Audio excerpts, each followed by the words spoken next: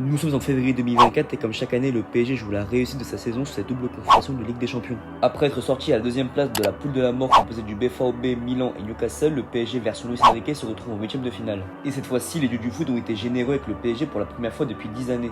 Globalement, le PSG a toujours tiré des grosses équipes en huitième de finale de Ligue des Champions. Chelsea 2 fois d'affilée, Barcelone, le Real Madrid, United, Dortmund, Barcelone encore, le Real Madrid encore et le Bayern.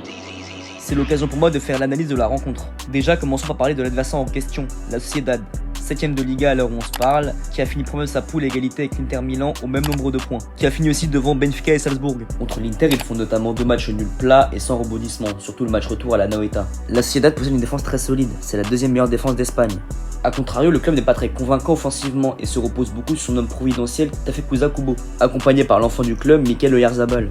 Depuis le match contre l'Inter, la Sociedad c'est 12 matchs, 6 nuls, 4 victoires, 2 défaites pour un total de 8 buts marqués pour 5 encaissés. A titre de comparaison, le Paris Saint-Germain sur ses 10 derniers matchs depuis Dortmund c'est 8 victoires, 2 nuls, 31 buts marqués pour 8 encaissés. En revanche, la Real reste sur 4 matchs en victoire dont une défaite face à Osasuna lors du week-end dernier en Liga. Un match où on a pu observer leur manque de finition. Pour comparer, le PSG c'est l'inverse, une attaque de feu avec une défense bancale.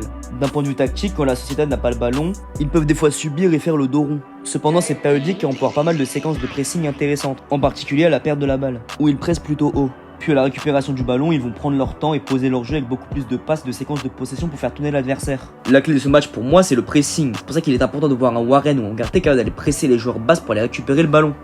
En parlant du milieu, il faudra répondre sur les deux aspects. L'aspect physique, mais aussi l'aspect technique, car le milieu de la Sociedad composé de Merino, Brais Mendes et Zubimendi sont des joueurs qui ont une très bonne qualité technique. À eux trois, ils forment un vrai triangle des Bermudes. Cependant, la Sociedad a quelques faiblesses que j'ai pu remarquer, comme notamment le mal à gérer la profondeur.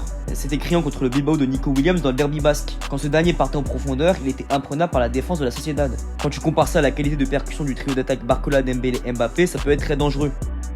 Attention aussi à quelques faiblesses sur les coups de pied arrêtés. Problème, c'est loin d'être le point fort du PSG cette saison non plus. On peut remarquer aussi beaucoup d'espace sur les ailes de la Sociedad par moment. Tierney aime monter haut sur le terrain, ça peut créer des équilibres dans la défense. Après, il est vraisemblablement forfait pour ce match et sera sans doute Galán à sa place. Pour ce qu'il en est de la compo de la Real, je partirai sur Remiro, Traoré, le Normand Zubeldia en défense centrale, Galán à gauche, Zubimendi, Mendes Merino au milieu, Barnet Zea, Oyarzabal et Kubo. Pour le PSG, on connaît déjà les idées de jeu de Luis Enrique. Pression du ballon avec des séquences de jeu où il s'accélère et le PSG devient plus vertical. Vitinha et Hakimi viennent accompagner les actions offensives pendant que Warren fait les allers-retours en défense et en attaque. Là où je pense qu'il faut insister, c'est ne pas les laisser faire leur jeu. Aller presser, les empêcher de trouver les relais, mais aussi répondre techniquement et ne pas se faire aspirer par le milieu de la Sociedad. Pour ce qui est de l'attaque, je ne me fais pas de soucis, les trois devants sont dans une forme incroyable. Il faudra juste finir les occasions, ce qui était un problème en phase de poule.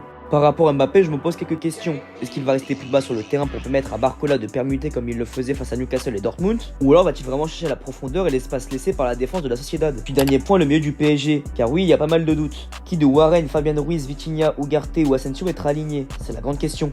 Il y a de nombreuses compositions possibles pour le milieu de terrain. Si Paris veut être tout de suite dans le physique, mettre Ugarte serait une bonne idée.